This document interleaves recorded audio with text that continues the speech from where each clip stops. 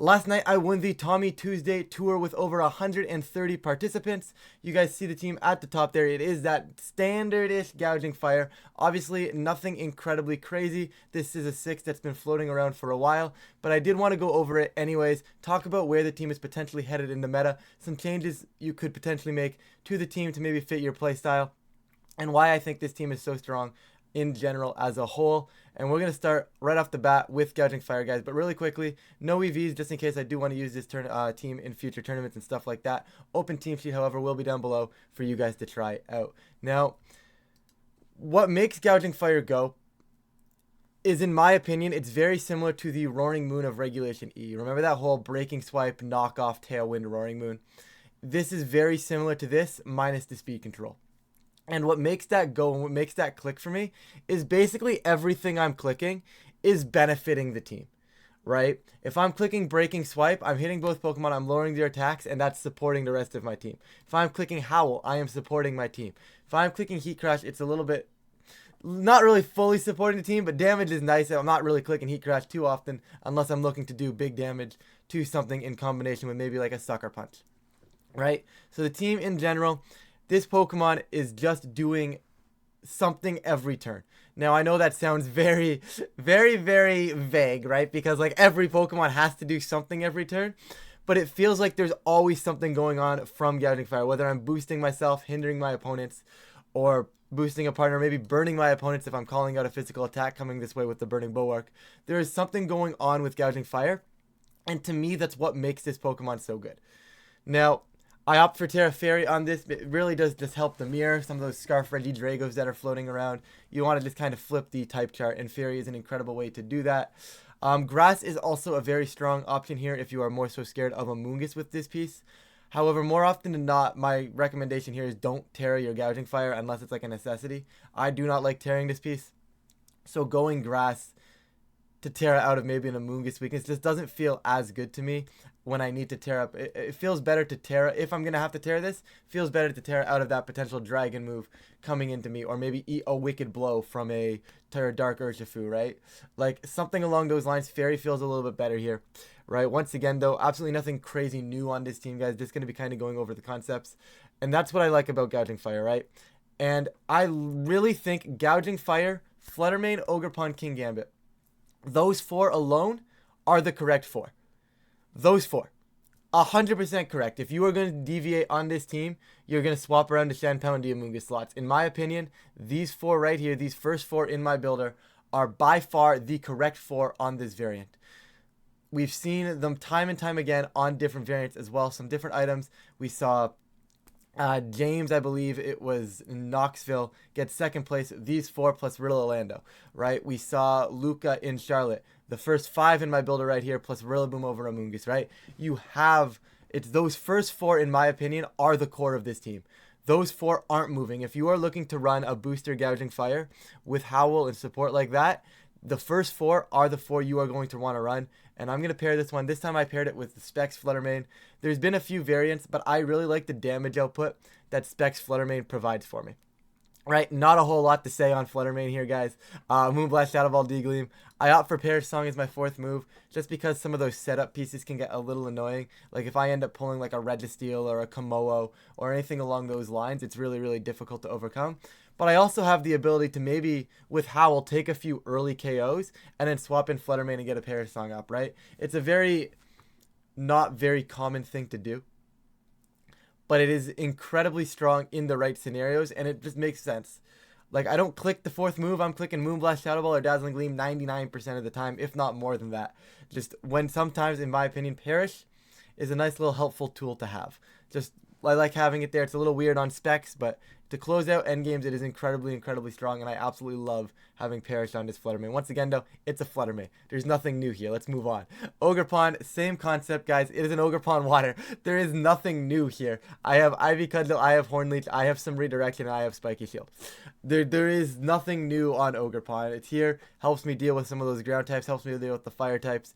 Just putting in work can redirect to save Fluttermane, and Gouging Fire plus Ogerpon is one hell of a Fire Water Grass core, if you ask me. Fire Water Grass with a dragon on that core in 2 Pokemon, incredibly, incredibly strong, really, really tough to cover all those options between the two of these outside of really strong neutral damage. However, that's not too big of a deal. Really, really good mod. Really, really good piece. Once again, this is nothing new. King Gambit, there's a little bit more to talk about. Okay? We got a little bit more to talk about on the King Gambit mode, and that is whether or not we want to go Assault Vest, whether we want black glasses, whether we want safety goggles, and there is tons of room to play with your King Gambit. On this 6, I really enjoy having the Assault Vest. I think Assault Vest is by far one of the best items in the game, in the current meta, and probably in a lot of metas in the past as well. It is by far one of the best items because if you're looking at the stat-wise, right, like just having an Assault Vest, you're going to be sitting on the field for a lot. I don't feel the need to get Swords Dance up. I don't feel the need to maybe have a safety goggles. I have redirection for the Amoonguss. I have Heat Crush for the Amoonguss. I have POW. I have my own Amoonguss, right? Having this Assault Vest not only allows King Gambit on the field a little longer, I also get access to coverage moves. And that can be Iron Head in this case, which is really, really good into opposing Flutter. And I opted for Low Kick here. You could go Low Kick / Terra Blast. I think both are fine depending on what you feel needs to be happening here.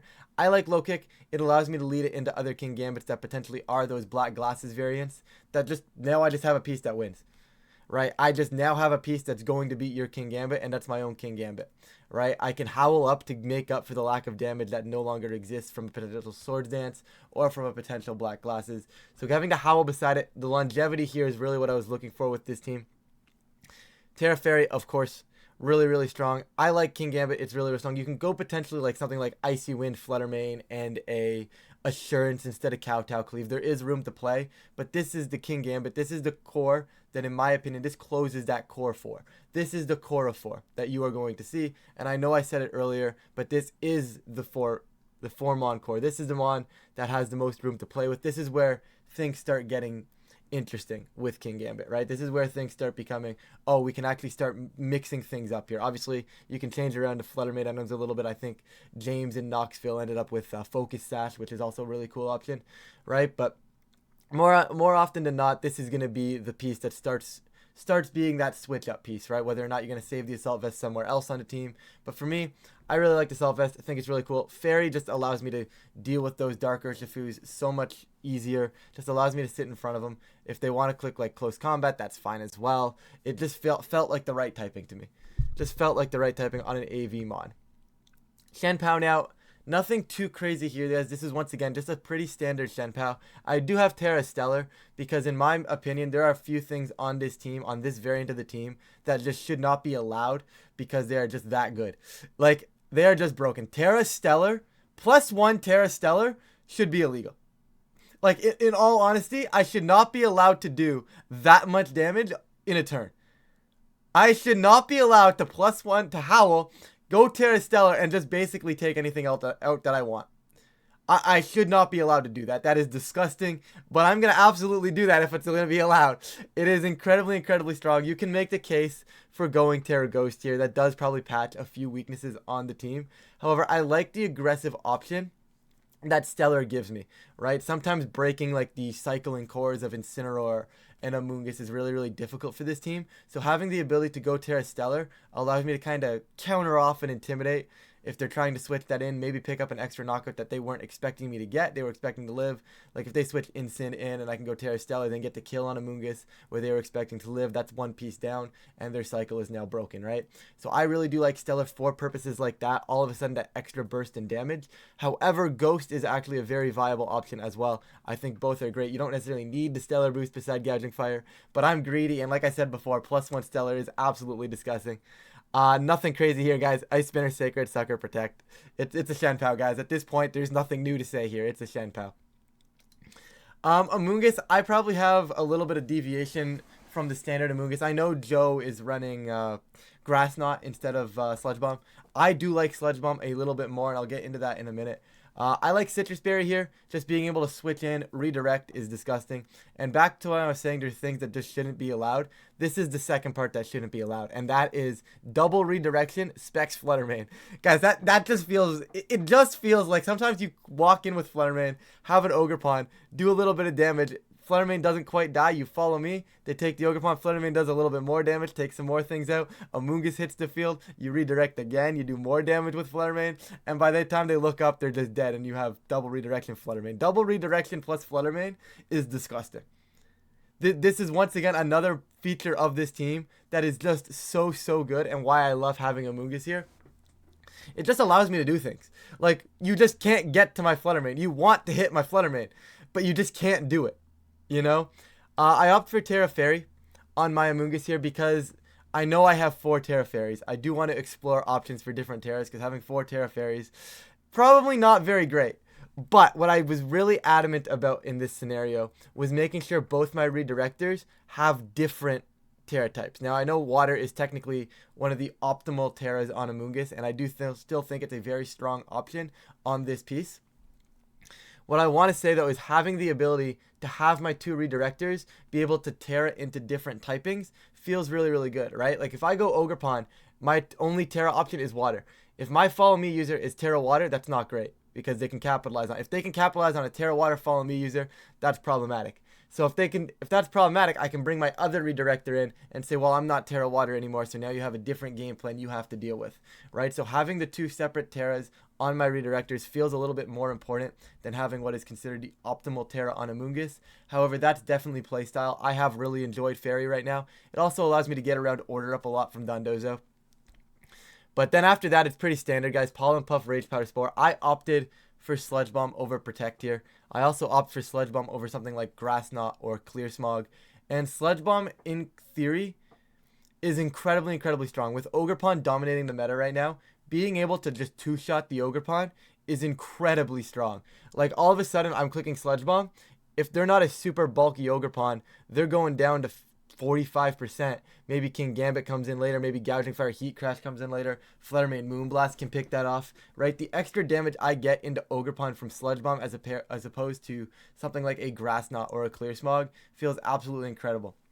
You also have the added benefit of Archaludon. Archaludon is generally a very problematic matchup for Gouging Fire, but having Shenpao forces the Terra because they can't stay Terra Steel because you have the Howl boost into Shenpao, and because I have the Howl boost into Shenpao Sacred Sword, that's going to do incredible amounts of damage, right? So I can have that lined up in the back if I need to, if I can force a Terra somewhere else.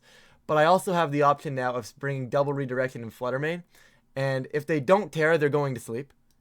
And if they do Terra, and they're more often than not going to be Terra Fairy or Terra Grass. And if they're Terra Fairy or Terra Grass, I am still able to put out massive damage into that piece with the Sludge Bomb. And that's exactly what I'm looking for here, right? Like, it's just that extra little bit of damage. It's also surprisingly nice versus Terra Grass Dondozo. I had a game in the tournament yesterday where they brought Terra Grass Dondozo. I had Shenpao Amoonguss on the field. I'm like, yep, they're going to Terra Grass because they simply cannot afford to let me put them to sleep. Called the Terra Grass, click Ice Spinner Sludge Bomb, and the Ice Spinner Sludge Bomb put them in range of Fluttermane after they killed the Shenpao. Fluttermane finished off the Dozo. I spored the Tatsugiri as it popped out of the Dondozo's mouth. And that was just game, right? But that's not doable if I don't have Sludge Bomb here. Clear Smog, granted, probably can achieve the same effect in that scenario versus a Dondozo.